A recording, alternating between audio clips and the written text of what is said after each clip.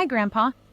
After my last transmission, I noticed you're starting to look for other voices, people from your own time, to help you make sense of the messages I'm sending.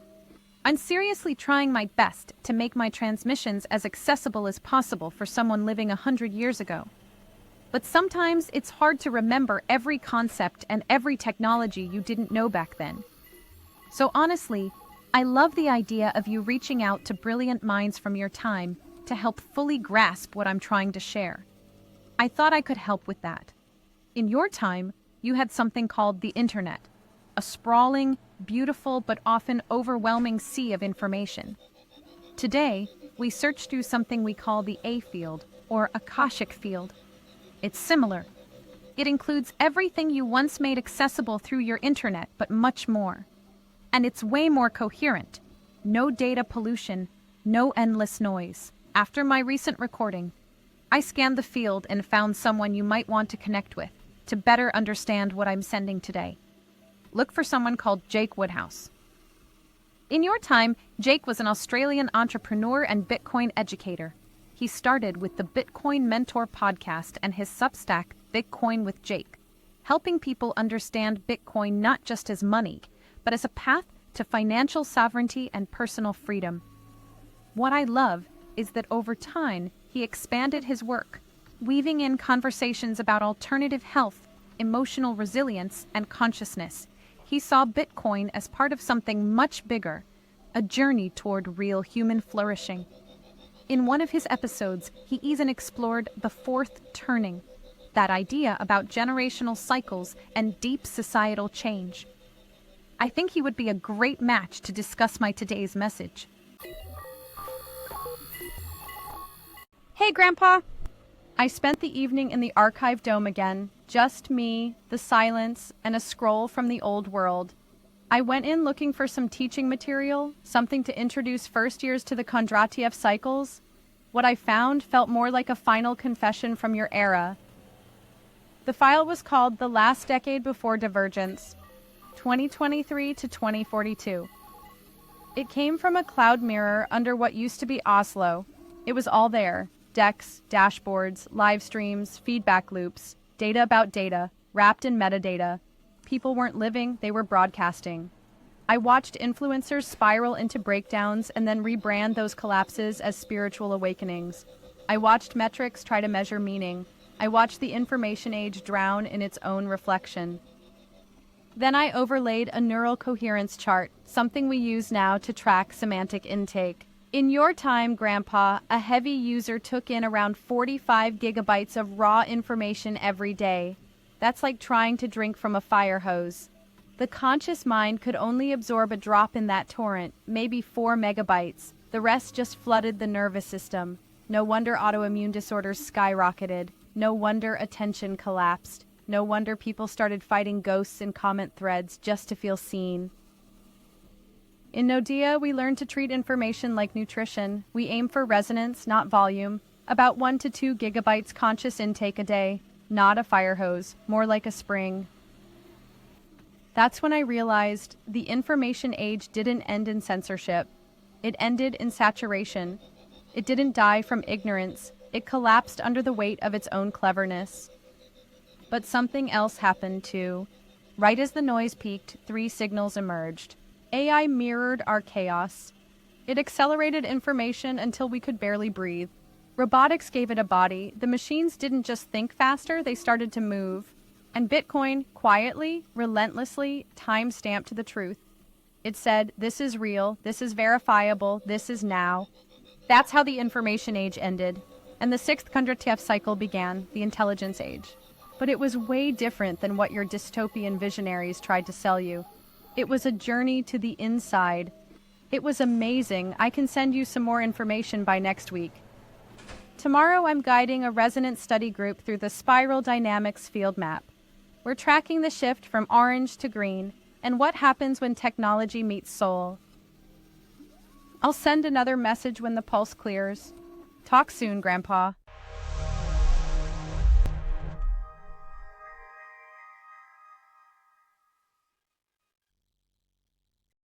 I hope you could understand everything. Yes, Patrick, I did. Thank you.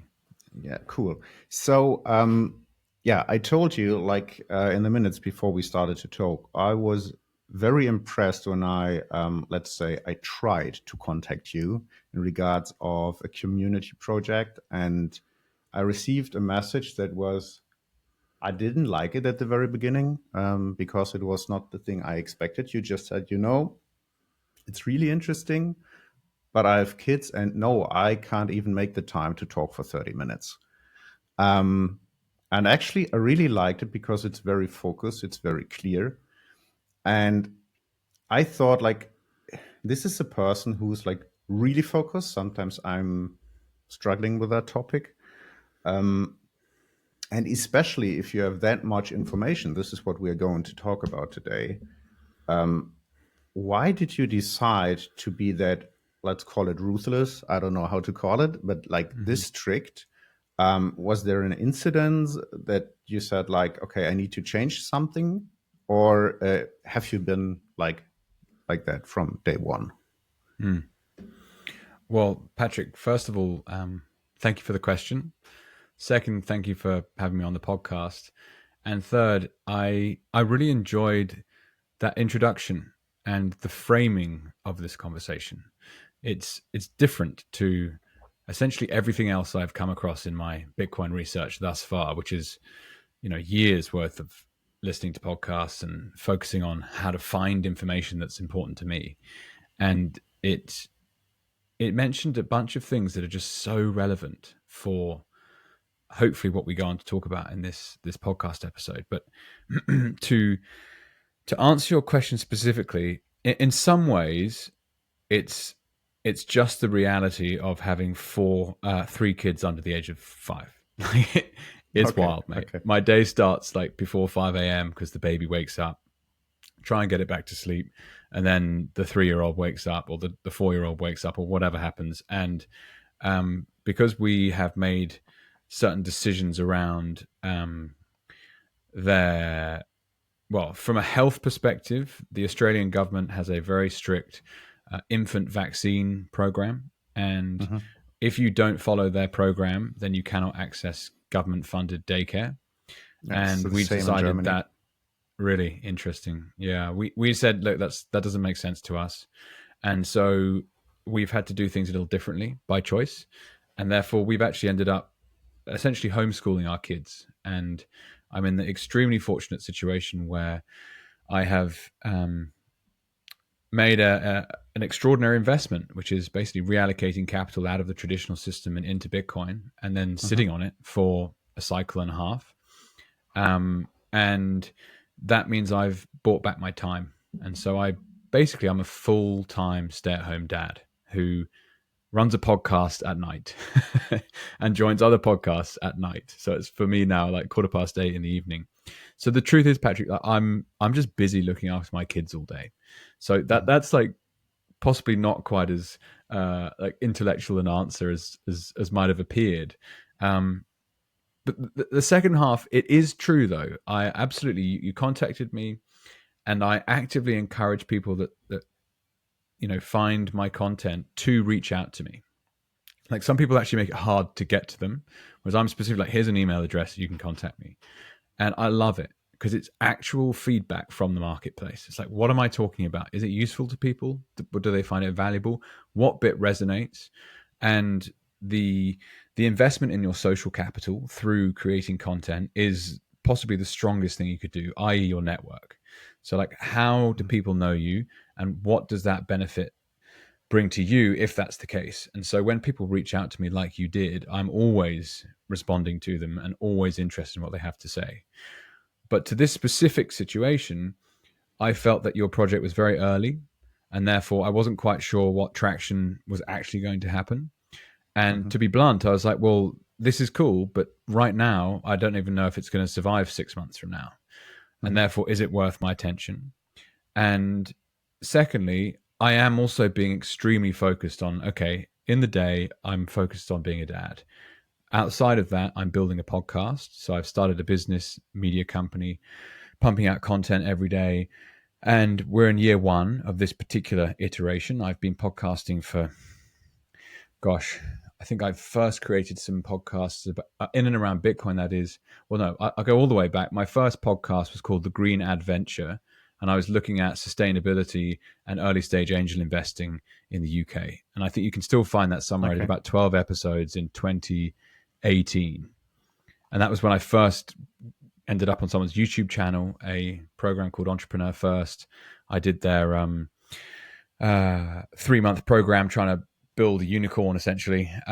That's a whole nother story. Point being is that this 2025 for the Jake Woodhouse podcast is a year of content creation, and I only wanted to be a host. I didn't want to go on as a guest. This is what I said to myself. My rule is don't go on as a guest, and just be incredibly focused on getting as good as possible as you can at creating content. So that was a bit more color to why I responded to you, being like, this is cool, but it's not for me right now. But kudos to you. You actually did some more work and got more prepared and came back to me at a time where actually I was in a different frame of mind, and I'd actually broken my vow to be only host for the year, and I was a guest on a show last night. So I thought, fuck it, let's do 2 in a week. And so here we are on this call. Maybe I can wrap it up with the thing I'm trying to learn is the reality of the only thing scarcer than Bitcoin is human attention. And my attention, therefore, is the most important decision I make every day, like where I point it. And it's getting more and more valuable. And so as my net wealth grows with my Bitcoin investment, the cost required in return required for my attention is getting a higher bar. Does that make sense? So I'm basically getting more expensive to access because I don't need to sell my time for less. And that's kind of an amazing thing. And therefore, how you think about how you spend your time is the most important investment decision you make. And we can go into anything that might resonate from that. But yeah, in conclusion, I'm trying to be as accurate with my use of time as possible. And if the future me, which involves running a podcast at scale, gets approached by someone that's got nothing to do with that, then I just say, politely, thanks, but no thanks. And so it's all about, in my opinion, setting a vision, which includes some kind of self-image. It's like, who is the future you? What do you do? And basically, people get caught out in this whole, you can manifest anything you want. And I used to think that was true. But actually, I got caught up in projects that other people wanted me in, but I didn't want to be in. And it was because I wasn't true to who I wanted to be. So I'll stop talking at that point. But yeah, great opening intro and great question. Thank you. Yeah, and I mean, what you described is we are very, I don't know if sloppy is the right word, but for most time of our life, we don't really care about like how we spend our time. Like most of the time, it comes through kids, like what you just said, or like running a very successful business. This is what I experience when I look in my surroundings. So yeah, for me, it was my son as well, and working in an event environment. So you have no rules when to work, how much to work. And then I realized this is quite crappy because I only see him when he's sleeping. This was like one experience for me. So yeah, I think kids are like one of the best reasons to really focus on how you spend your attention. And when you see, like in the transmission we just saw, there is an analogy between, would you say that information should be seen as nutrition? So we should be very, very careful about like what we let into our minds, especially with media consumption and how we spend our time. Is it like, are you very conscious about that, how you spend your time and what kind of information enters your brain? I'm definitely better than I was. I can give you a concrete example. I spent a lot of time in particular on Twitter from 2017 to probably about a year ago, 18 months ago. And I'd be pumping out, 10, 20 pre-scheduled tweets a day. Sometimes I'd have like 1 million impressions, literally like a man on a keyboard. It's absolutely insane how much attention you can get for just writing words. And I got completely burnt out by it, because you get like 400, 500, 600 comments to like one four-worded tweet. And you're like, the coaches out there, they'll be talking like, engage with the community, engage. You're like, got to reply to all these people. And it was absolutely exhausting. And what would happen is I'd go in these like sprints and then just burn out, sprint, burn out, sprint. And I was like, I couldn't do it any longer. And the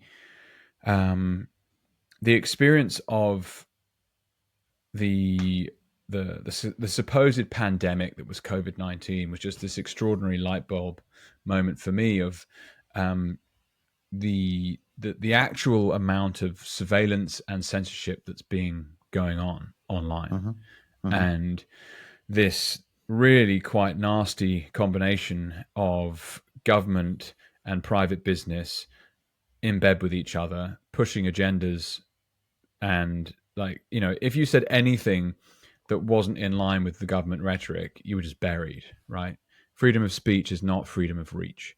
And that was, even small accounts were getting tinned.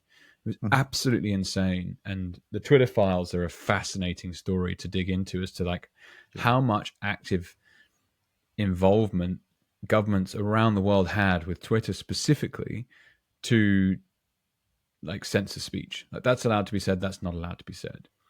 And I guess it's like you basically like, what's real? What's actually real? And fundamental questions like, why do I know what I know? And it's actually very scary, Patrick, because it goes back so far. And the government's been involved in my education since I was 5 years old. Now, okay, I went to a private school in the UK, so perhaps not quite the same extent of a government-funded school through where I grew up in England, but the process is obvious. It's like people are giving you information. Like, why is the history book the way it is? That like common trope is like the history book is written by the victor. Yeah, and it's pretty obvious, right? Like, of course, the guy that won says, "Well, I won, and here's why." So I guess my trust in information has been severely eroded in what was traditionally sources of perceived truth. In England, like the likes of the BBC, for example, it's like, okay, well, when you start digging into the plumbing of what's going on, they're receiving funds from public-private partnerships that are pharmaceutical funded or Bill and Melinda Gates funded, and they're pushing this safe and effective narrative, and yet there's all of these people that are calling up saying, I've got side effects, and it's just been buried. And you're like, well, you cannot trust these people to tell you what you actually need to know. And that's why I particularly love podcasts like this, because to me, they're just an amazing form of primary research. Go online, book a call with someone and ask them, what did you do in your life?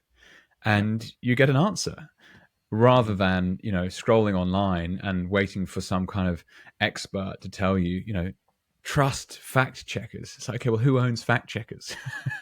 It's not hard to research this stuff, but a long way of saying that it became clear to me you've got to be extremely careful as to whose information you're consuming. And so one major change I made is I moved off all traditional platforms of social media and went only into NOSTR. So from an actual social media experience, I will only really reply to comments and actively post my thoughts and interests on NOSTR. And the idea that it's a uncensorable, you can't get deplatformed because of the way that NOSTR is built, really speaks to me in like a fundamental way. I'm like, cool. And what's interesting is the type of relationships you find on there are different. It feels different. And that's a very, very, very interesting space to be investing time and money, in my opinion. Like anyone that's put money into YouTube, like, do you actually own that thing? No, you don't. Could you get canned tomorrow? Yes, you could. Will you? Well, if you're in the intersection of Bitcoin and alternative health and being self-sovereign, well, it's literally a matter of time. So that, in my opinion, is a misallocation of capital. You're being really stupid with your attention by pummeling it into something like just YouTube. Hence, my podcast, I'm using lots of different channels and also making sure to have a very heavy NOSTR focus. But yeah, the information we consume is crucial, and understanding where it's come from is the really important part to that. And yeah, I mean, the transmission at the start, such an interesting one, isn't it? It's like, how do we search for information? Well, not that long ago, you would have had to go to the library. Okay, well, what books were actually allowed to be printed, and what books that were printed were allowed to be in that library? Great questions. I'm not sure what the answers are right now, but then it's become the internet and everything has been digitized. Okay, well, who controls the digital monopolies where you spend time online? Well, they're private companies that are in bed with certain governments, and you cannot find some information because it's misinformation, right? The advertising spend is there to mediate the conversation. Be like, we don't condone this type of chat. So, what will it look like in a world in which we ask an AI for information on everything? Well, you'd have to trust the AI. And can you trust the AI? We'll find out. It's where I think it really comes down to being a first principles approach problem solving person. And you have to decide. And if you get information that's wrong and you make an action because of it, that's still on you. You can't blame someone else. Ultimate ownership has to remain with the individual. And that's why I vehemently disagree with the idea that public health policy is more important than individual choice. It's complete garbage. It's for people that want to get wrapped up in being some kind of virtue signaling, I'm better than everyone else by joining the crowd, when really it's about personal ownership. And a lot of people don't want that. Yeah, and I think one perspective could be, like the winner writes the history. I mean, that's pretty much clear, and I totally agree with what you're saying. But what I think, I just found a quote this morning. I remembered something a friend told me, but I needed to look it up, and this is amazing. So hold on. A weekday edition of the New York Times contains more information than the average person was likely to consume across a lifetime in the 17th century England. Wow. So one thing is like, who owns the information? The other side is like, how much information are you able to get inside your brain before you're sick? And now we're entering something, and that quote is from the 80s. That was before the internet, right? So, and now we're entering an age where I guess in like 6 months to a year, my 70 or almost 17-year-old son will have an application that will be able to deepfake any video, any content, anything you want, put it online, wherever, on like 30 channels parallel. So you have the ability per person, per creator, let's say, to produce an amazing amount of content. So my question is, we are already like, there's a big news fatigue, and I don't want to talk about like if this is valid information, but there is a news fatigue simply because of there is too much. People don't know how to handle that kind of information. And there was a time where you didn't know what's going on in Australia. I'm in Germany. So, and there is a threshold, I think, where people just say, okay, it's enough. So I think that artificial intelligence, especially, could be something that might kill social media. Like in general, because you don't even, I mean, you don't know what's true today, okay? But now you have like every 12-year-old kid is able to pump out as much content as a whole media company. So I'm asking myself, where is that going, and what does it do to our society when that happens? And I think the only way to handle that is to have some sort of like active process and conscious process that leads more inwards than outwards. That's what I think.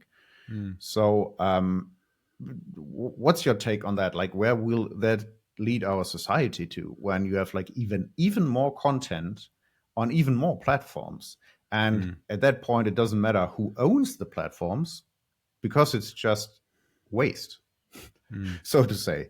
Because I have no clue how LinkedIn, YouTube, whoever, LinkedIn is a special case, but how do they make sure that what you see is actually a real person? Well, it's a brilliant question. First thing I have to cover is the first section of what you discussed around the volume of information. And you're absolutely correct. I've been down a little health rabbit hole around this. So I had some sessions with the chiropractor, Simon. I haven't seen him for a few years now, but shout out to him in Melbourne. And I went in and I was struggling with stress at the time. This is probably about 5 years ago now, 4 years ago. Or at least that's what I thought I was struggling with. That's why I'd gone in there. And one of the symptoms was my digestive system and suffering with what are quite typical symptoms of IBS, so irritable bowel syndrome. So basically, your digestion's out of whack.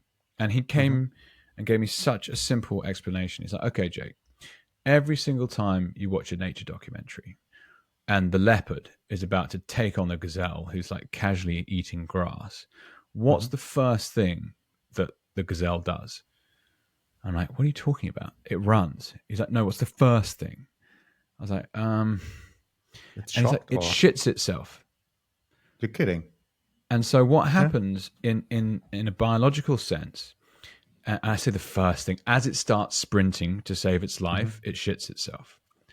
And the reason that the mammal does that is because you have triggered the fight or flight syndrome.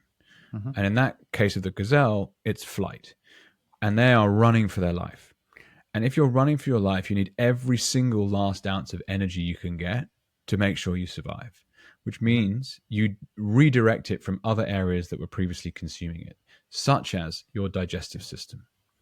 And so what happens in humans that are now in an environment of hyperstimulation all day, every day, in a tribe thousands of years ago, a saber-toothed tiger wanders into the camp.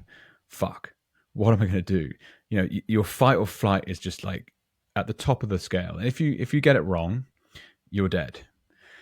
Now, what happens in modern society, whether you're just driving car in rush hour traffic lights, roundabouts, other cars, like hyperstimulation, watching TVs, getting endless notifications on your phone, they are the same biological reactions as fight or flight for a saber-toothed tiger all those years ago. And what happens from an energetic perspective in a body is, if you think of a traffic light, you've got green, amber, red. Now, if a body is relaxed and calm, you get into a state of parasympathetic. This is when the body is able to rest and recuperate, digest correctly. But in an environment where the body's not quite sure if you're running away from something that you should be, mortally in danger from, the energetics of your body never quite makes it into that off section. So your body's constantly in a state of amber or green, like go, go, go, go, go, go, go, go, go. And so the very real health impacts to all of this information overload are a hyper anxious, poor digesting, restless community. Like very, very simple physiological process. You're like, whoa, okay. And that really resonates with me.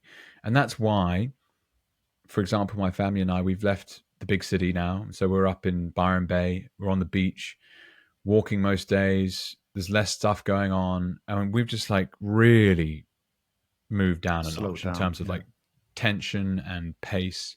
And it's been very interesting to watch and experience. Like, I'm living somewhere that, 5 years ago, 10 years ago, I would have turned up and be like, nice place, but who the fuck would want to live there? And that's where like you evolve, I suppose. But that information volume thing, it's definitely negatively affected me personally. And I think that story is really interesting because it must affect other people in a similar way. As to like And how just we will, or please, yeah, go. What one resonates? idea, what you just said about the digestive system. You know what doesn't work as well? Your immune system, because you don't need it at that moment. That's very interesting. And if you know Bruce Lipton, right, and the work of Bruce Lipton, probably. Not actually. No, I may have heard the name, but I couldn't quote any of Okay. it. No, and several others, and it's really really interesting if you're in the fight or flight mode, which can actually, yeah, it's generated by your brain, by your thoughts. They are influenced by the information you take in, and when you're in fear and fight or flight, your immune system actually shuts down or works at the Interesting. minimum level, because what you just said Because is it's not just, needed. Yeah. yeah, Yeah. you Who can needs an have the immune best system if you're immune going to die system, but anyway? when you're dead, yeah, there is no need for that. And it's actually, yeah, it reduces, or the energy flows towards the systems you need at that very moment when it's fight or flight, and the rest is just shut down. So it's what you just said, I think is very interesting, because it's like, for me, it started as a self experiment with news. I guess almost, yeah, over 20 years ago. I listened to a podcast about NLP, and they just said it's like, it's very interesting if you're in that alarm mode all the time, and it's like bad news, bad news, bad news. You don't have any sense for what's feeling Real. normal. No, what's normal? What's the baseline? So it shifts into another direction. They said it's like, it's a very simple experiment. You just give away your TV and you wait for 4 weeks. And then you start watching TV and watch the news and see what happens. And in their podcast, they talked about a guy who gave away his TV like 5 years ago. And then his son wanted to go to a Spider-Man movie. And he was like, yeah, it's a kid's movie. Let's go in there. And he was sweating and panicking. And he was like, what the heck is going on? What's going on? Interesting. And then he realized it's like he has gone back to normal. And he said, like, it's so weird to talk about that, but our normal entertainment is people killing each other, or people killing each other, and then you have somebody trying to find the guy to kill him for killing the others. It's our like entertainment in our society. And he says, like, once that was gone, he went to the movies, and it's so extreme, but you couldn't feel that because your baseline was somewhere else. So I did that, and it was, and then I watched, I don't know, some crime series, and I was just like, this is fucking horrible. And I was off TV for, I don't know, 2 months, something. So indeed, you get more, yeah, you get a better and another baseline feeling for that when you avoid that kind of content or information. Let's put it that way. And it's, yeah, it's very interesting that, yeah, the digestion, you don't need that if you're dead. Yeah, so shut it down. So then you made the conscious decision to like only consume certain media and to really slow down with that stuff, right? Yeah. So in terms of my own consumption of information, I don't. I subscribe to a number of like the typical streaming platforms, and my wife and I might sit down at 8 o'clock at night and chuck on some kind of crappy TV show. And we're often, it's pretty bad actually. We shouldn't do this, but we do. We're both on our phones with the TV on, so we're not really watching it, and that I think is pretty unhealthy, to be honest. Like if we could do some house cleaning ourselves, that'd be something we should review. When you've been looking after 3 kids all day and you get to the end of the day and you want to sit down and do nothing, it's inevitable that you have some kind of I don't know what the right way of saying it is, vices. But absolutely, like the information you consume it's clogging up, not clogging up, but your soul, your creativity, your inspiration is taking it's attracting information, it's attracting inspiration from everywhere. And therefore, what you'd feed that with is crucial to the output. And so there is a philosophical saying that I'm going to completely butcher because I can't remember it exactly, but essentially like your thoughts become your ideas and your ideas become your actions. Mm-hmm. Or a similar one being your thoughts become your word becomes your action. And so it's very simple. Like what's coming in inevitably influences what comes back out. And therefore, what you allow to come in, what you allow yourself to be exposed to, again, like what I touched on before, like how you spend your attention is the most important investment decision you spend every day. And so how much time do I spend with Fox News, BBC News 24, Al Jazeera on in the background, or Bloomberg? When I used to be a broker, we had business TV on all day, unless there was some kind of sporting event. And I just don't even see that stuff any longer. I do enjoy receiving newsletters to an extent. So I'll have a few subscriptions on Substack of specific people that I have found either hosted as a podcast, to be honest, or like met in person, and I know that I can really trust what they're talking about. But like equally, your email inbox is something you can choose to open, and equally, there's an email that you just chuck it in the archive straight away, right? So I don't have time for that right now. So I don't really consume any of the traditional media sources. I don't have a newspaper subscription. I don't have a subscription to anything like even. I mean, I used to subscribe to things like The Economist. I would have done, but I now know of that as a central bank funded propaganda machine that I'm just not even remotely interested in listening to. And so, yes, I guess I do turn to, well, I've actually got a database somewhere of every single piece of content I have consumed in relation to Bitcoin, whether that's an article, a book, a podcast. You're kidding. A YouTube. No, I've got a, I could make it a public database, actually. It'd be quite interesting. But I used to have it on my old website because I just curated it all, literally everything. And it's a blend of online articles, books, read via Kindle, podcasts via it was iTunes, and I became a Spotify user, and now I try and use Fountain as much as possible to consume audio only podcasts, and I will comment using NOSTR and send zaps and stuff for people who are creating content there. Otherwise, it's YouTube. Like I've never used Rumble really, and now that X is doing a lot more video, that's got a bit more of my time. But and NOSTR has obviously appeared. Which reminds me that the second half of your first question or previous question, Patrick, was around like what's the solution to this volume? You know, you mentioned like the amount of information in one newspaper is more than someone would have received their entire lifetime 200 years before. So what do you do about that? Well, one of the reasons I'm such a big fan of NOSTR is it puts the user back at the center of the power. And so, you know, Facebook's free. Instagram's free. Is it? Is it? And that classic trope of like, if the product's free, you're the product. Yes. And so the way that these like digital walled gardens, good way of describing them, you know, the likes of X and Instagram and TikTok and YouTube, they're monetizing your attention with advertising. And so they have a heavy incentive to keep your attention regardless of how they do that, so they can sell your time to their customers who are advertisers.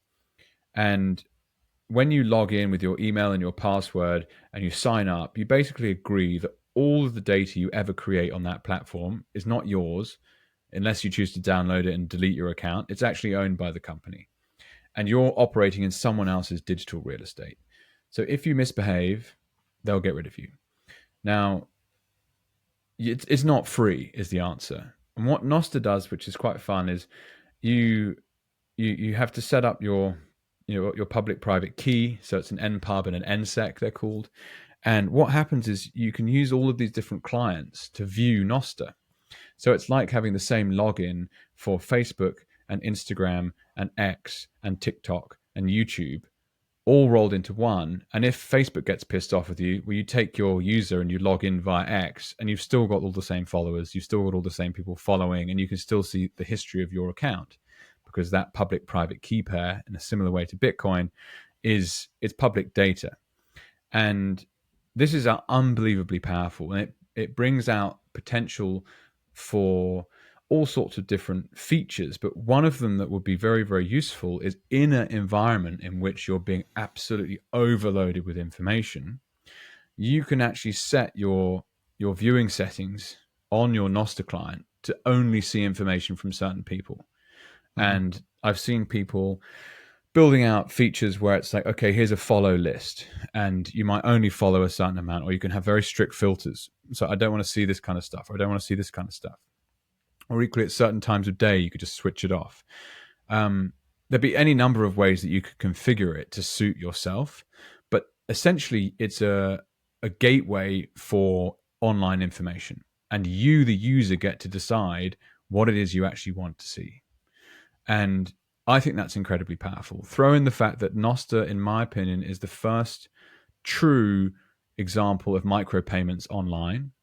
And everyone who's zapping each other with bits of Bitcoin, like, no one has ever been able to do that before until we've built it into a protocol for communications like NOSTR, and people are sending value for value to each other for all sorts of different things. I send Bitcoin every day using zaps.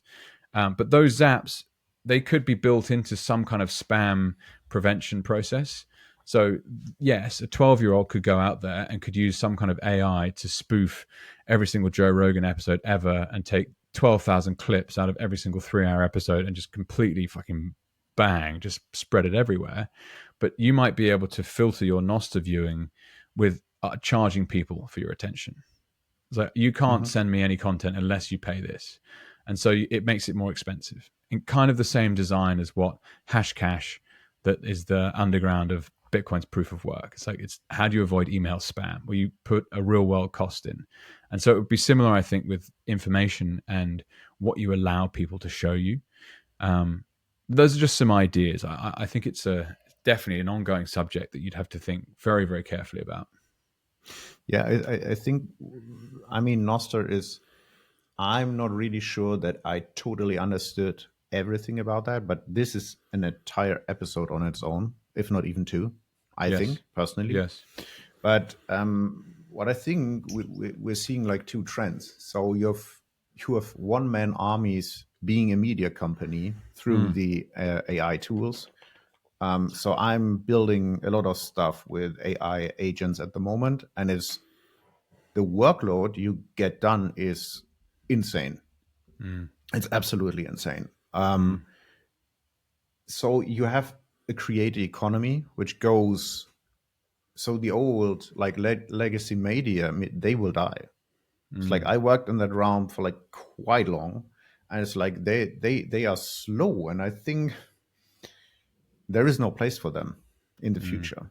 And I think probably the big centralized media or social media platforms also are challenged by the sheer amount of content out there. And at the same time, you have that new technology with NOSTR, which is like pure creator economy. You don't need to be the New York Times. No, you can be Jake or you can be Patrick. And as long as your content is good and people value what you put out, you can even have you can build credibility, your own track record. And one question I want to maybe come back to, because like the original idea with that podcast was to be at least a little bit Bitcoin centric. And so you just said with NOSTR, you have like direct payments through Bitcoin. I think this is like really, and no, this is the most important thing about that. If you receive payments and nobody could shut down your bank account because it's Bitcoin, right? Based. This is like the major impact of that, because like receiving payments online, okay, that's cool. But if some regime doesn't like what you're writing, they could still kill your bank account and you're done. Right. So this is a very powerful tool at the right moment. So why I think like 10 years ago, and the idea for NOSTR is like almost 10, 15 years ago, right? It was like emerged from Twitter, I guess, originally, right? Well, I can talk to just the research I've done in terms of the genesis of Nostr specifically is there was some Lightning developers that were trying to build a marketplace. So how do you create decentralized marketplaces and have Bitcoin via Lightning as its native currency? And what they actually came up with was the Nostr protocol. And they quickly realized actually it was better as a communications layer. So NOSTR stands for notes and other stuff over relay. And so what actually, when you start digging into it, is most exciting is not its application as social media, but it's the other stuff. And really what it is actually identity. And so with a public-private stamping process, so every message that's ever produced by said account had to have been done in a certain way, and therefore there's an element of trust that you can have over and above when you're operating in someone's digital wall garden. Like they can just delete stuff or they can wipe you out, etc. And that's just not possible with Nostr. So that's more the genesis of it. I mean, it doesn't really matter where it's coming from, but what I see is the timing is just amazing right now. 10 years ago, nobody would have cared about that. No Twitter files released so far, right? Like only maybe 1/4 of the people talking about Bitcoin. And now you have that AI, which my prediction is they will crash social media entirely. Like, and Joe Rogan is like the best example. I love him. I really love that podcast. 80% of YouTube shorts are fake I get from him. Really? Wow. And now I work with that technology and I'm able to still see that. And most of the times, if you watch that videos and you have like the captions right over the mouth, pay attention to it. But most of the time, it's something entirely different. And it's so easy. You just need like 10 minutes of his voice. You can clone that with 11 labs, put it in. So every content creator will get fake content. Because it takes like, I don't know, $11. You can fake the voice of anyone. Wow. That's quite easy. So I think you will create a world where nobody knows what's true. Well, let's not say what's true, what's even an original content of that person you're seeing. And so I think this will be a weird time and people will turn their backs towards social media. Because it will get weirder and weirder. And what we talked about at the very beginning thing is like, if you're not conscious with what you take in as information, to me, that seems like insanity. You're unconsciously taking in all that shit on social media, not even know if it's real. And I don't know if you came across a guy called Daniel Schmachtenberger. I don't know. It's like a very hard way to pronounce that. So he's working in that realm, and I saw him in a podcast on Joe Rogan from, I guess, 2018, and he said the Christian Facebook groups, the top 15 Christian Facebook groups, were all troll farms on Facebook. It's all fake content, and actually it's machines running that content, and no real person is in there. And this podcast was amazing. They talk about it like for 3 hours. So you have a reach of like, I don't know what's in there, but probably like 100 million Americans or 50 millions, like being influenced by content of machines. And this is like, we will see that happening because like ChatGPT was no topic like 2 years ago for the average person. It's just like artificial intelligence. What's that? I don't know what that is. And I think like in the next 2 years, this will explode. Like the content generation, all that stuff, people creating fake clones from stuff. And when Nostr is there and you have like what you just described as like something like a track record, who you are and what you have done, and people trusting you, sending you zaps, this is actually the new version. This is what I think, but it goes more into the direction of like decentralizing of media. Is like you will create some kind of CV or track record for content creators that can't be faked and you can't be banned from anywhere. So this is the new trust, right? But it could be. So this is why I think NOSTR is like really an interesting thing, but I'm not sure if I still got everything that it's.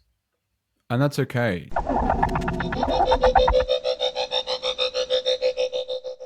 You know that moment when you try to explain Bitcoin to friends and family, and 30 seconds in, they are already rolling their eyes. Yeah, same here. And still, I felt this is one of the most important conversations of our time. So I started wondering, how can we make this beautiful, radical idea accessible to the people we love? That's why I wrote Unfuck Money. Not about price charts, not about tech. It's about money as life energy and how the system we live in quietly drains it. Unfuck Money is the simplest, most mind-expanding guide to why things feel off and how Bitcoin might just change everything. Written for people into spirituality, self-growth, and truth, not spreadsheets. This isn't just a book, it's a bridge. A way to show your partner, your mom, your best friend why Bitcoin isn't just internet money, but a peaceful revolution. Go to unfuck-money.com and learn more and get the book on Amazon as paperback or Kindle. And if you've heard of Bitcoin but still have no real idea what it is, yet something in this message speaks to you, then this book might be exactly what you've been waiting for.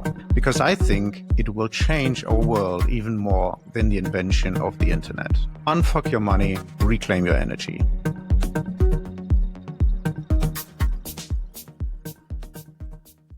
Just keep asking questions. That's all I've done. And also use it. Really important to start playing around with it and have an account and get used to it. But you're touching on some fundamentally important things. So where do I want to go with this?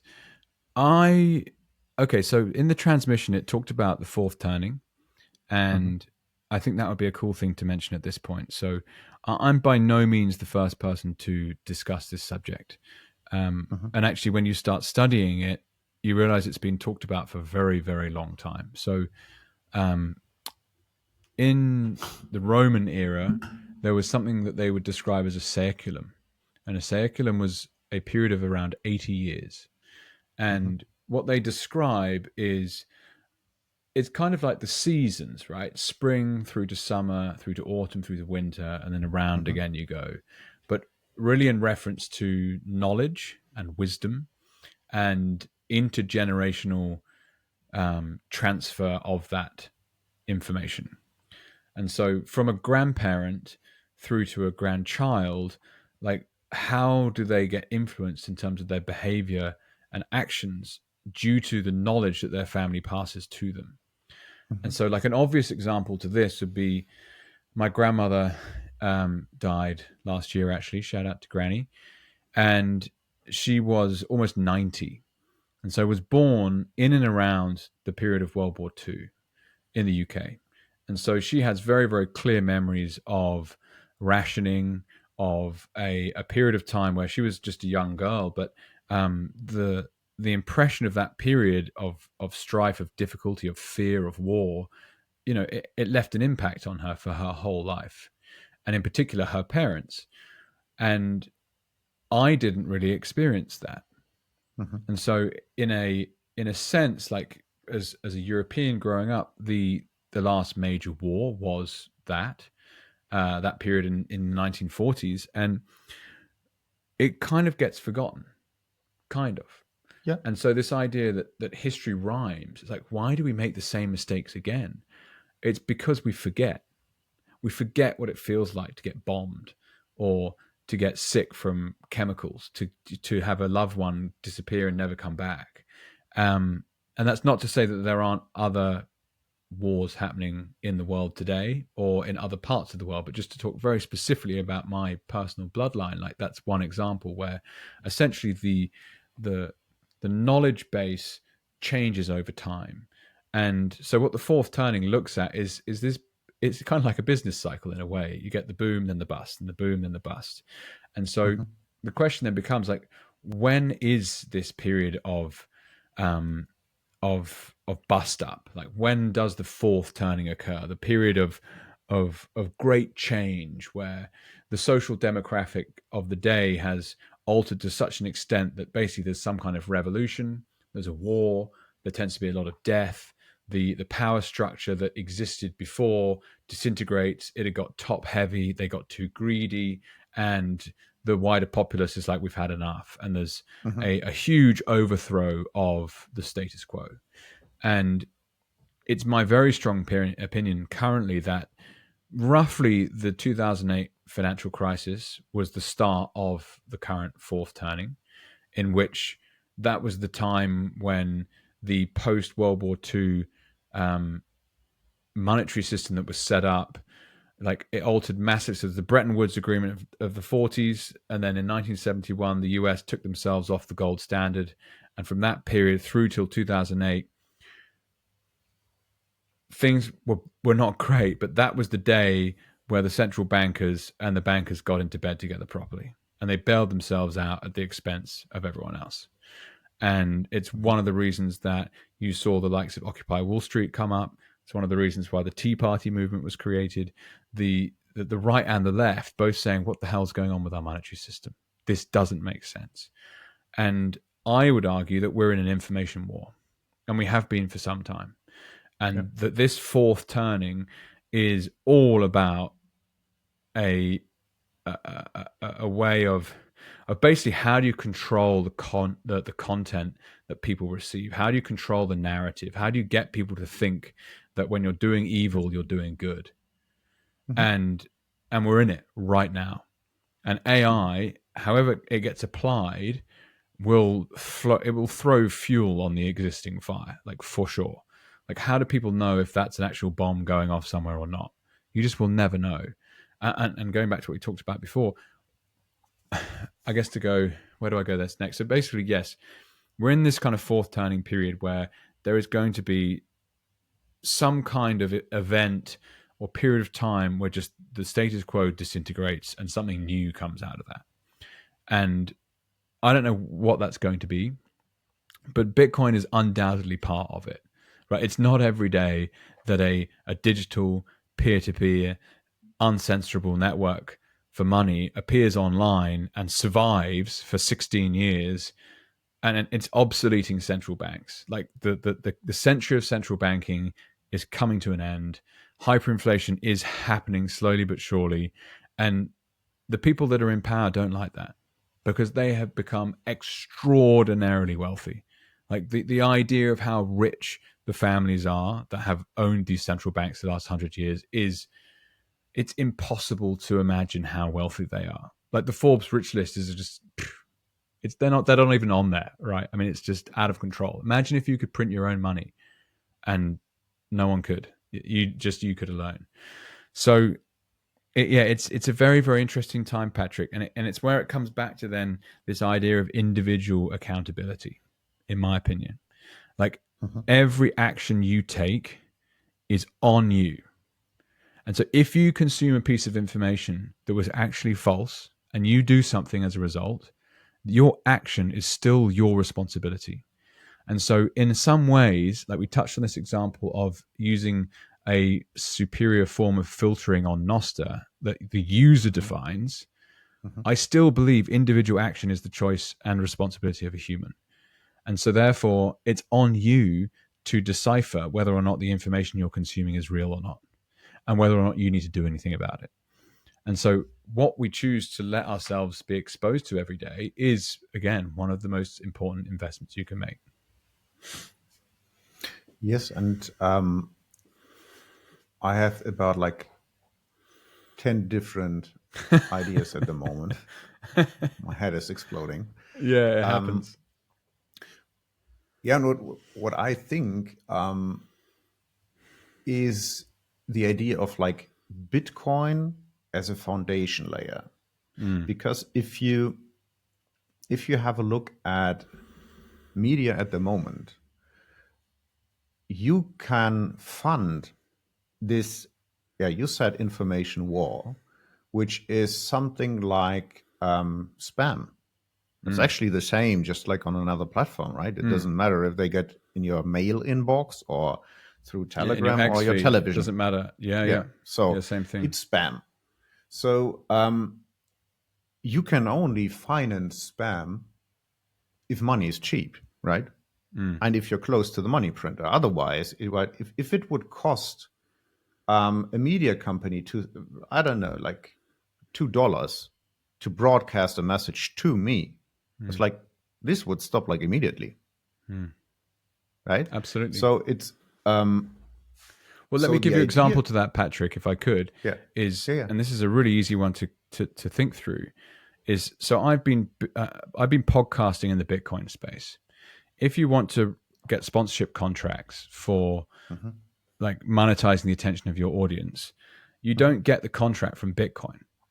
You get the contract Mm-hmm. from a company that's building on Bitcoin. So whether Yes. that's an exchange or a consulting company or some kind of hardware business, one of the reasons that Bitcoin podcasting is really hard is because all those businesses are also struggling to really make any money. If Mm-hmm. I decided to make a podcast about the wider crypto community and I really shilled XRP or I really shilled previous, debacles like the FTX token, Yeah. or you jumped into bed with Binance and you're pumping BNB, these guys print their own money, right? They print their own Mm-hmm. token and they then pay their podcasters in that token that they can then sell on these exchanges for USDT or USDC or Bitcoin Yeah. even. Yeah. And so in an environment where the rest of crypto, in my opinion, like you've got to get your head around Bitcoin first. Once you understand what Bitcoin is, then you can perhaps start looking at the rest of crypto.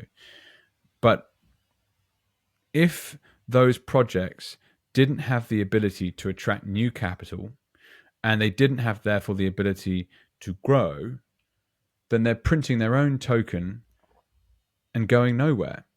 And the same thing would apply with central banks when people lose faith in the dollar, the euro, the RMB, the yen, the pound. And so it's exactly the same thing, right? They, like, even the BBC being government funded, or the ABC here in Australia, like, these things, they're basically central bank funded businesses. Without the central bank, would they get any money?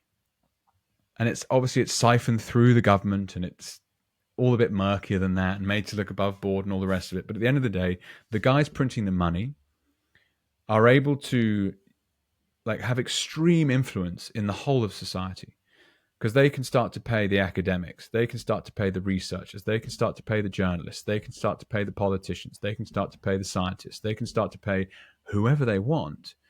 And inevitably, the rhetoric and the conversation that those people produce, like that age old saying of like, don't bite the hand that feeds you. Like you think, Mm-hmm.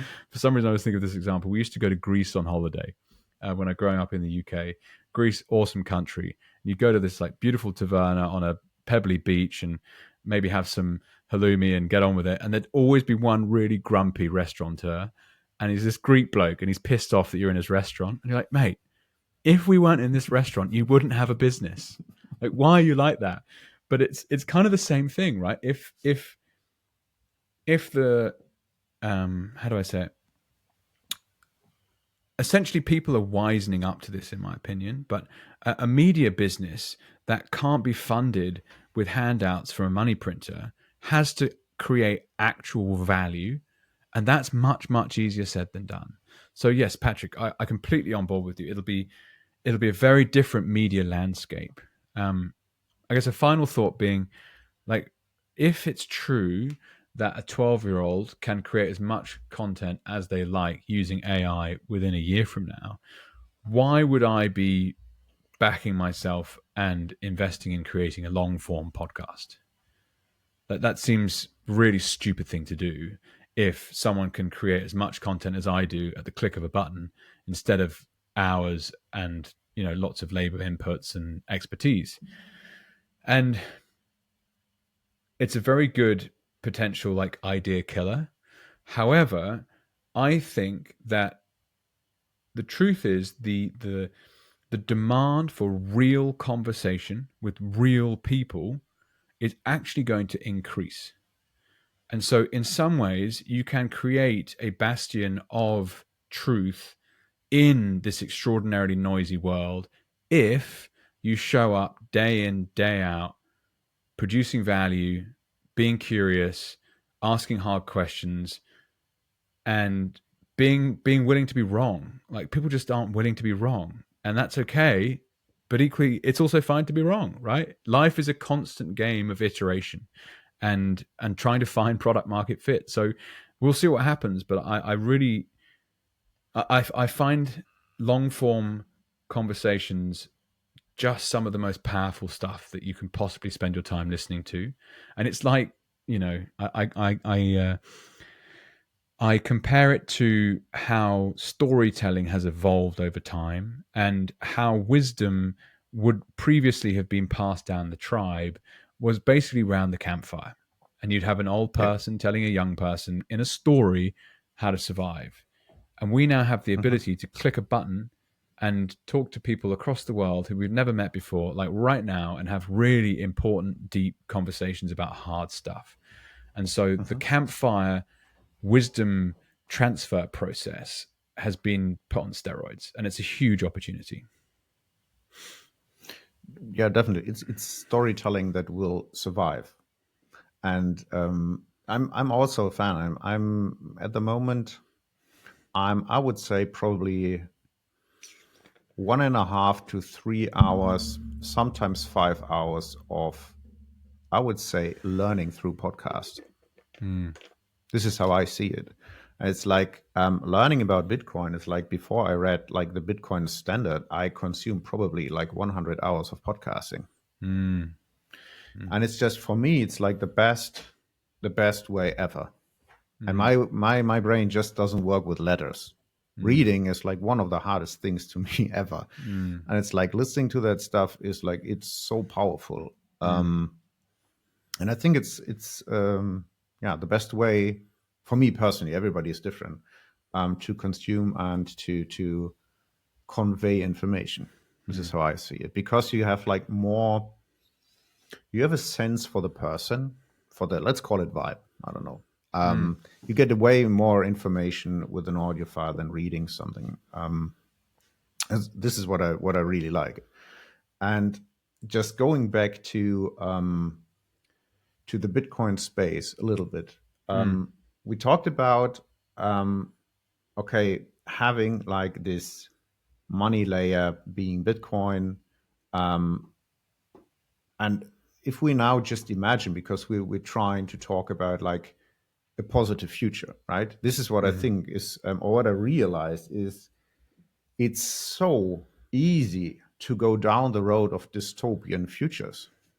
It's really, really easy, because there are a lot of technologies that could end everything we did, like quite immediately. But come up with like really good ideas. It's like, how do you have like any sense like how the world would look like if we were like on a Bitcoin standard? So let's assume that. Do you think like what I realized when you talk to people, and you've probably spoken to more people than I did, who entered the Bitcoin space, or like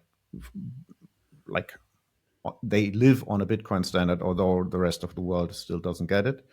How would you imagine a world, and how do people transform who enter like the Bitcoin standard for living? Is it like an internal transition you make where you get like more conscious? This is the feeling I get. People who really get Bitcoin start to go down a rabbit hole of getting, they would maybe not call it conscious, but making better decisions for their life, more long-term thinking. So how would you envision a world where the Bitcoin standard is? And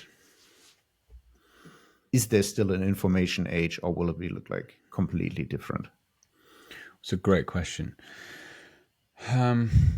So I always find it very valuable learning when people say, I did this, because you can't really, like, I mean, they've experienced it, right? They literally did it themselves. So in my experience of adopting Bitcoin in a meaningful way, and what I mean by that is I first bought some Bitcoin in 2015. I sold some in 2016 to take my now wife on holiday, and I sold some more in 2017 because I thought the block size war was going to kill this whole thing forever. And I thankfully didn't sell it all.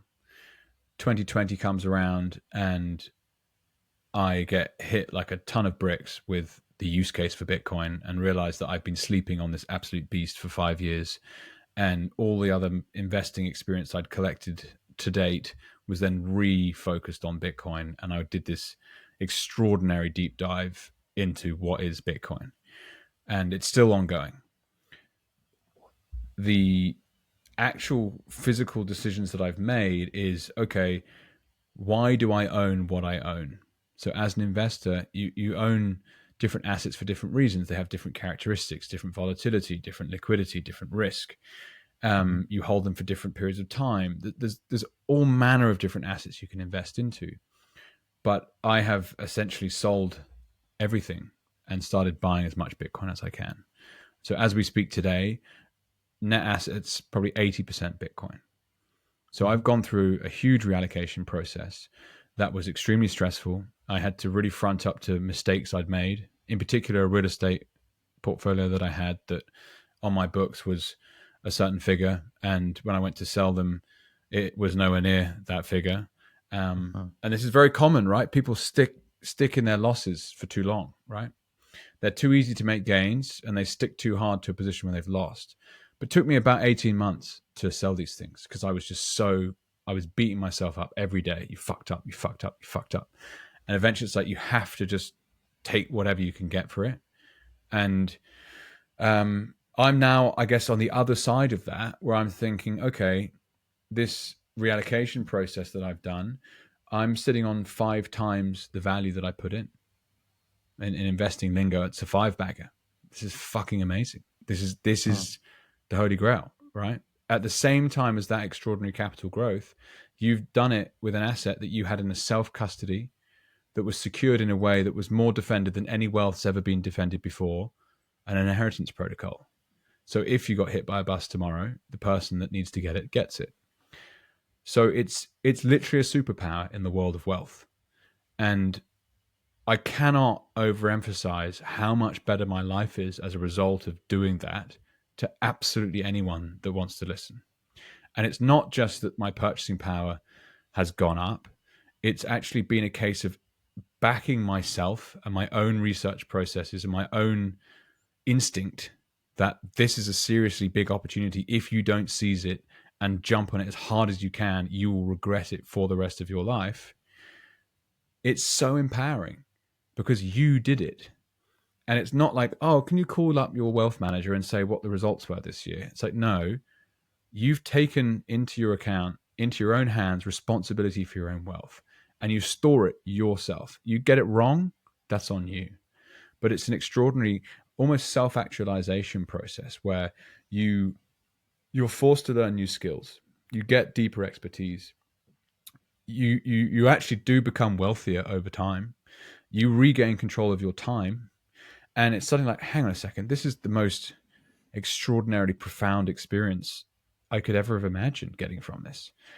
So I would highly recommend to anyone out there that has some money and they're wondering what they should be doing with it to look at Bitcoin. The worst allocation to Bitcoin, 0. Get off 0. Take some risk, whether it be the same that you might spend on a pizza this Friday night, just buy some. Get some skin in the game. When you have some skin in the game, I often use this same example. You go to the horse races, you read the race card. There's a horse that has like stupid pink colors and a dumb name. And you're like, that's the horse for me. And you choose it. And for 5 minutes, you're just detached to the racetrack watching that thing go around. Same thing with Bitcoin. But then it makes you force yourself to ask more questions. So when I retrace my steps back to when I was traveling in Japan with my now wife, having spent some Bitcoin, thinking how cool the whole thing was, I had no idea that I'd just sold a portion of the network of the future base layer of digital money. I didn't know. I had absolutely no idea. I'd made some speculative bet that had made me a bit of money. Great. Enjoy it. So it's a very, very big journey. And 2025 December will be the 10-year anniversary since I first bought some. So it's not easy. It takes hard work, and also a lot of well, this is always true in my opinion. The more you know, the more you buy, or the more that you research, the deeper the conviction. And I have yet to find anyone that spent more time looking and gone back the other way.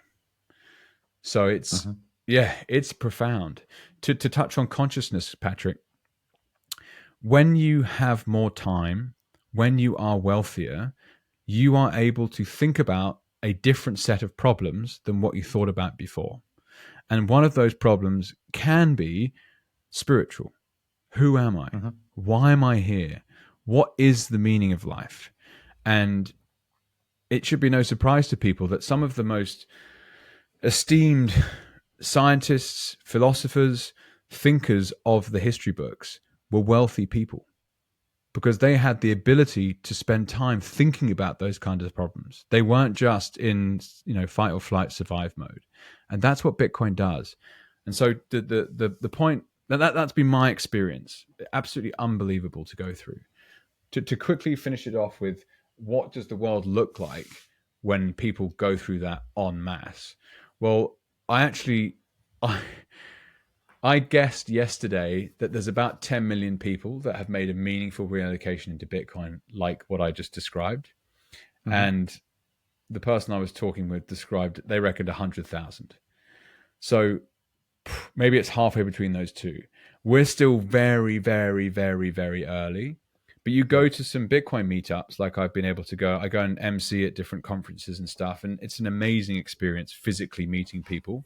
So one day, Patrick, I'm sure we'll get the chance to meet, and it'll be awesome straight away because you've done a podcast together and you know a bit about each other. But people that are into Bitcoin are happier. People that are into Bitcoin have a more exciting and optimistic view on the future. People that are into Bitcoin are having children at a rate that I do not see in the general wider public. There's less nihilism. There's less alcoholism, less drug addiction. There's a lot of people that are definitely very high IQ, so they might well use those things a lot because they struggle with their own brains.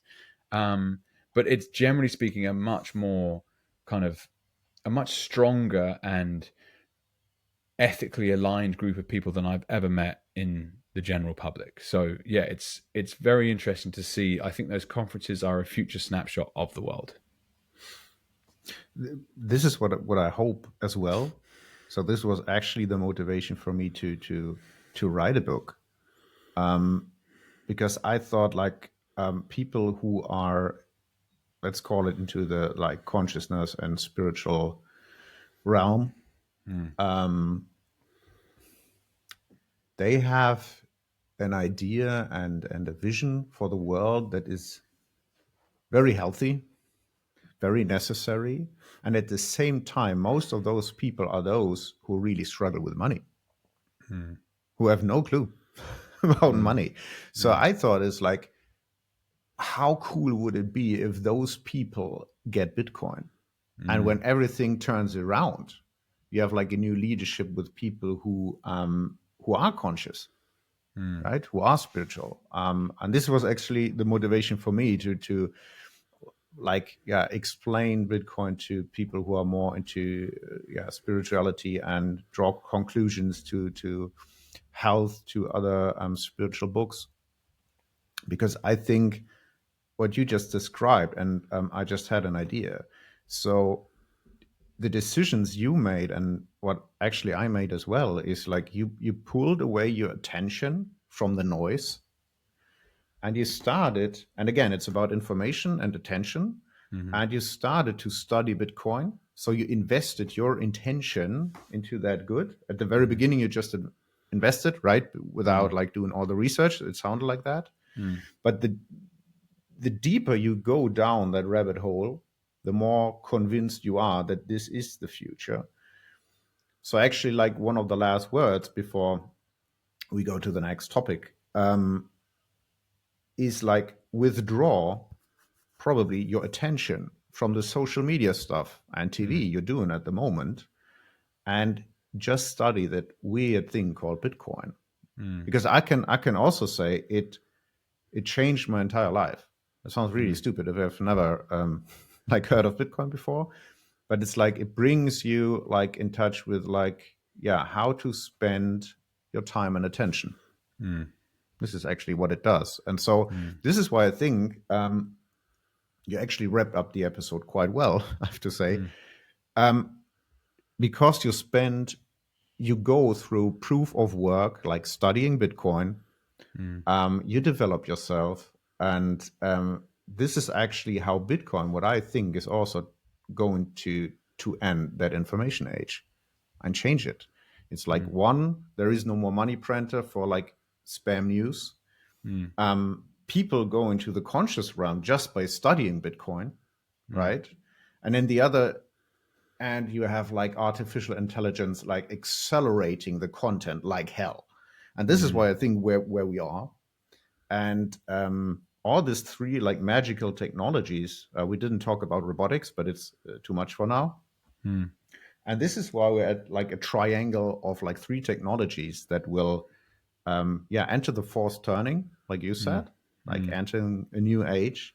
And you know what's so freaking amazing about that is it won't happen when we're dead. I think it's within the next like 5 to 10 years.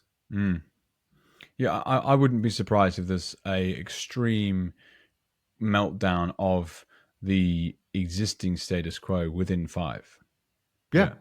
And it's like, I mean, nobody knows. Some people that are fear will be around for the next 100 years. And I don't think like Bitcoin alone wouldn't do anything in that short amount of time.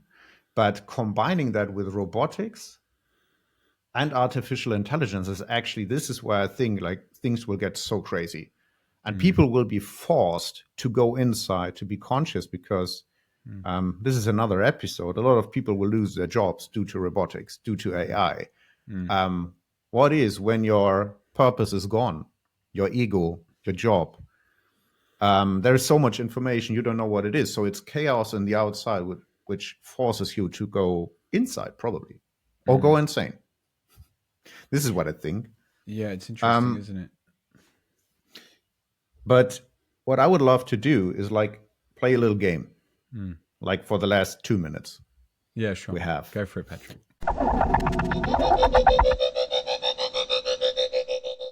If you have gone down the Bitcoin rabbit hole, you know how it transforms your thinking and your life. But then something strange happens. Suddenly, your friends and family can't follow. You start seeing the world differently, and it gets lonely. That's why I created Satori Island, a curated community for people who believe Bitcoin could change more than just the economy. If you feel this revolution runs deeper, touching how we live, how we grow, how we relate to each other and to the world, then this is your invitation. Many of us feel the same, excited but isolated.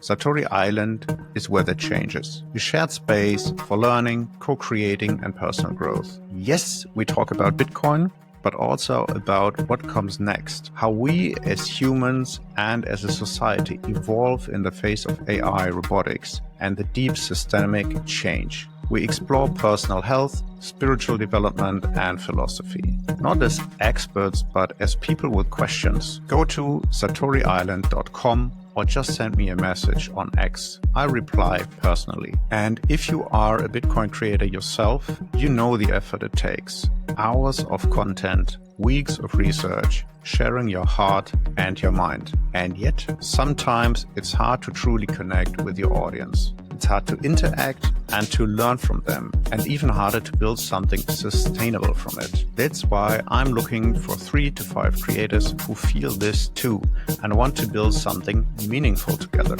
No big following required, no perfect plan, just vision, honesty, and the willing to build something real.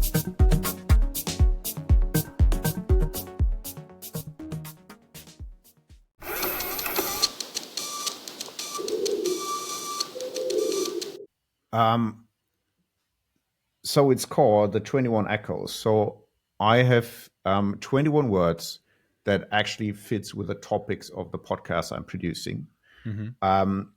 And I will give you not 21, but I will give you 5 at the beginning, and you just make an association with that. So what's the first one word that comes to your mind to that word? And in the second step, we will make that same thing, but with a whole sentence. Okay. And is that clear? Yep. It's quite easy. Yep. Okay. So the first word would be future. Proof. Past. Blind. Present. Time. Bitcoin. Money. AI. Oh, I'd like 3 at the same time. Can you just say it again? AI, artificial intelligence. Yeah, defend. Defend. Oh, that's interesting. Okay. So now you got one sentence, but it will get heavier. Time. And when you say sentence, I have to like one sentence that comes with that. Time is yours only, and you must spend it wisely. Death. Don't be scared. Wealth.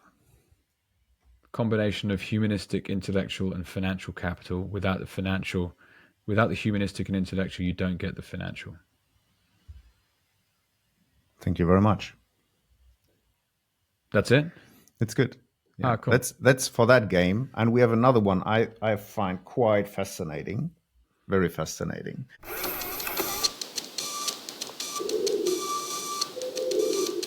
So with that podcast, I really like, one of the worst concepts to grasp is time. And this podcast is a lot about time and what time really is. So if you could talk like through like messaging back in time. So this is actually what I'm getting. I receive transmissions from my grandchild. So if you could talk to your 7-year-old self, what would be the message? It's a really interesting thought exercise, this, and it's something that I've toyed around with a fair bit. I don't know if you've ever heard of family constellation work, but you can speak to your ancestors. And literally just today, I had a session with Luke, and it was an osteo session. I ended up speaking with my dead father and my dead grandfather and crying. It was quite a wild conversation. I was very, very emotional. So it's super interesting how the intuition brings this out, and you can use words in the present moment that effectively re-engineer past trauma and help you move forwards. Very cool concept if you've not come across it before. So to my 7-year-old self, it's like, you're supported, and you should never be afraid to travel the road that is less common to other people. Have values and hold them strong. Create a self-image. Stick to it.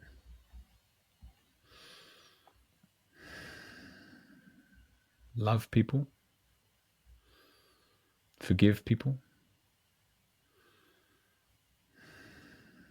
Find a place to be creative.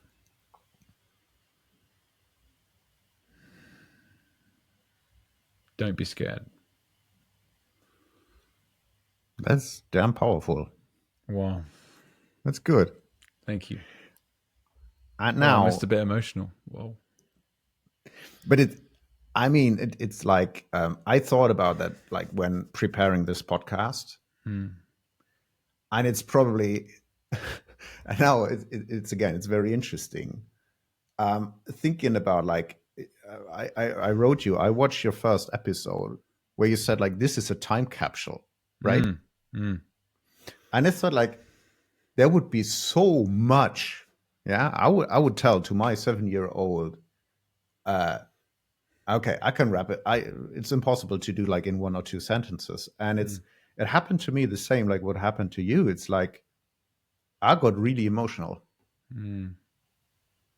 Because there is like so much you stressed yourself with, which is so damn unnecessary, but you can only see it like 10 years later. Or 30 only years in the later. only in the rearview mirror. Yeah. Yeah. So changing the direction, like from the past to the future, if you had a grandchild, what would you send there? Could be a question, could be a message.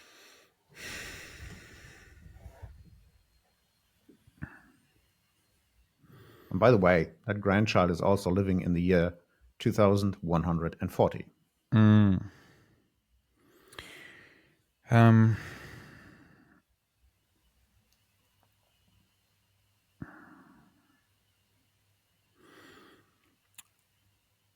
It would be very similar to what I said to my 7-year-old self. And I guess it would be just some high level kind of guidance. And